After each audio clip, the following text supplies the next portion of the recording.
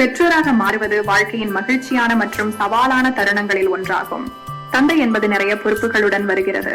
அது குழந்தையை நிதி ரீதியாக கவனித்துக் கொள்வது மட்டுமல்ல, அதைவிட அதிகம். ஆணாக இருந்தாலும் சரி, பெண்ணாக இருந்தாலும் சரி, ஒவ்வொரு குழந்தையும் அவர்களின் தந்தையின் தாக்கத்தால் பாதிக்கப்படுகிறது. உங்கள் குழந்தை உங்களில் ஒரு பகுதி. அவர் அல்லது அவள் உங்கள் நடத்தை, செயல்கள், வார்த்தைகள், எண்ணங்கள் மற்றும் நம்பிக்கைகள் அனைத்தையும் பற்றியது. இலக்கியம் என்று வரும்போது தாய்க்கும் குழந்தைகளுக்கும் இடையிலான உறவை கொண்டாடும் கவிதைகள் மற்றும் கதைகளை நாம் நிறைய பார்த்திருக்கிறோம். ஆனால் தந்தையை பற்றிய எழுத்துக்களின் எண்ணிக்கை ஒப்பீட்டளவில் குறைவாகவே உள்ளது. தாய் மற்றும் குழந்தைகளைப் போலவே தந்தையும் குழந்தைகளும் சமமாக இணைக்கப்படலாம். தாய்க்கும் குழந்தைகளுக்கும் உள்ள உறவை போலவே தந்தைக்கும் அவரது குழந்தைகளுக்கும் இடையிலான உறவு தெய்வீகமானது.